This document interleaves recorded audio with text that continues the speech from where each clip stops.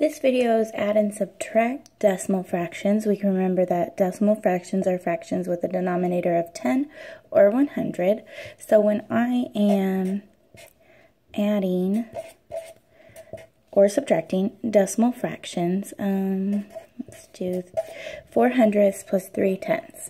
The first thing that I have to do is get the same denominator. I cannot add these two things because we only know how to add like fractions. Like fractions means they have the same denominator. So I cannot just say 7/110. That's not how fractions are added.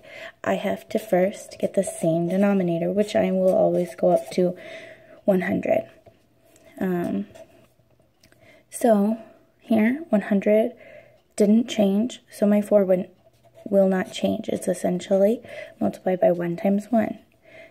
1 over 1, I'm sorry. So 4 times 1 will just be 4. You can see 4/100 didn't change. However, here, my 10 did change to 100. So I multiplied that by a denominator of 10. So the numerator needs to also be 10 because this is actually just one whole. So 3 times 10 is 30.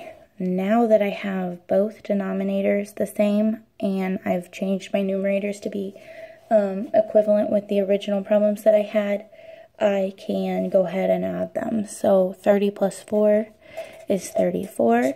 And just like before with smaller fractions, we don't add our denominators. Our denominators will stay the same and just be 100. So I have 34/100 as the answer to 4/100 plus 3/10. Okay, another problem. Maybe let's do a subtraction. We'll do 2/10 minus 7/100. Now, in class, when we were solving problems like this, kids were quick to do, 7 minus 2, that's 5, and just put it over 100, without actually making sure they had the same denominator. If they would have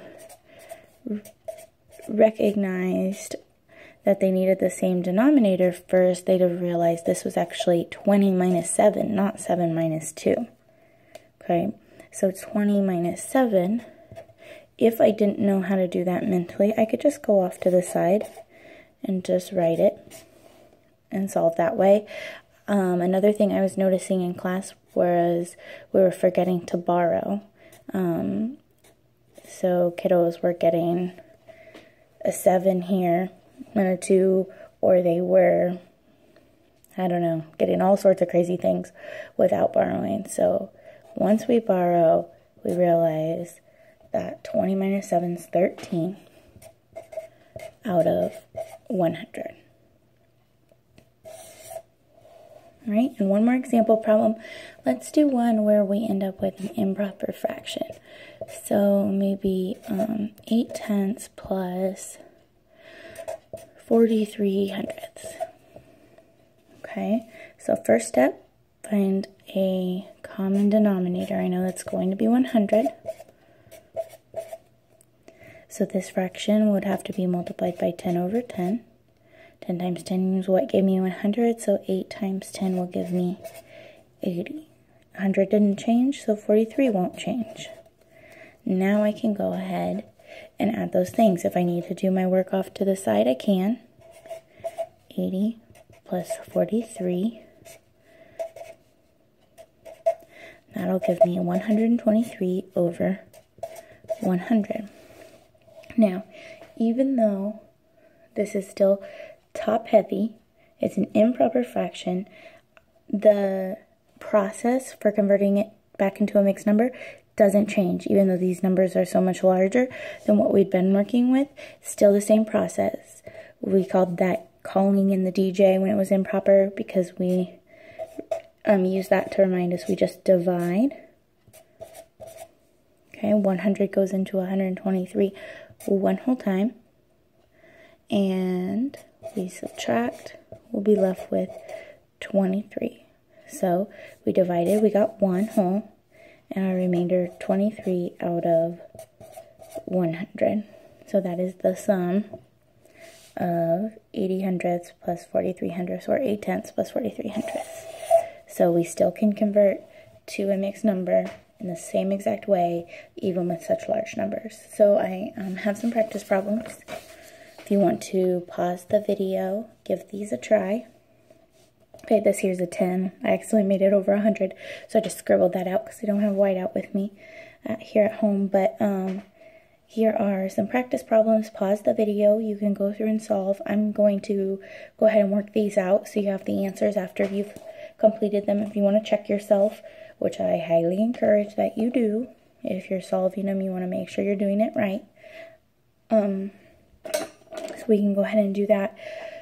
Also, if you were making up problems, I know in class we practice making up our own problems with just picking decimal fractions from our minds to try. If you want to check yourself and you don't have an answer key to do that, you can always check with the inverse operation. So like right now we're adding, I could check myself by subtracting. The answer minus one of these two numbers would get me the other if I did it correctly. Here it's subtraction, so I could add my answer plus one of this one to get this one. Okay, so yeah, I'm going to go ahead and get started. So if you're working on these practice problems, pause this video so that you have time to complete your problems first. So I know I need the same denominator. I times by 10 here. So 30 plus 40 is 70 over 100. Okay, I'm going to just go down here. I know I need 100 again. So again, I'll have 70 over 100, and this one won't change, so 23 over 100. 70 plus 23 would be 93 over 100. It's not top heavy. 93 is less than 100, so my answer is fine the way it is. Okay. Up here, 62 over 100 is already over 100, so I'll just rewrite it. Here I need my 3/10 to be over 100. So I know I multiplied by 10 over 10, which gave me 30. 62 minus 30 is 32 hundredths.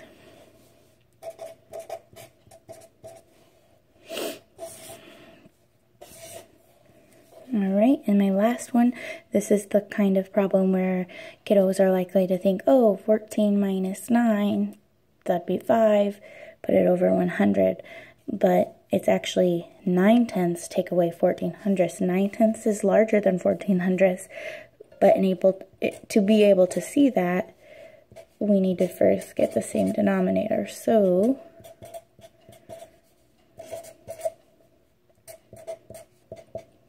okay, if I'm not sure what this is mentally, I can just go ahead and work it off on the side. Remember to borrow. And I'll get 76 over 100. Okay? Alrighty. There's one more actually. I'm going to do this one quickly because I think I'm running out of storage on my phone. Okay, so 8/10 is 80/100. When I add 80 plus 67, I'm going to get 147 over 100, which is 1 47/100. Okay? Alrighty.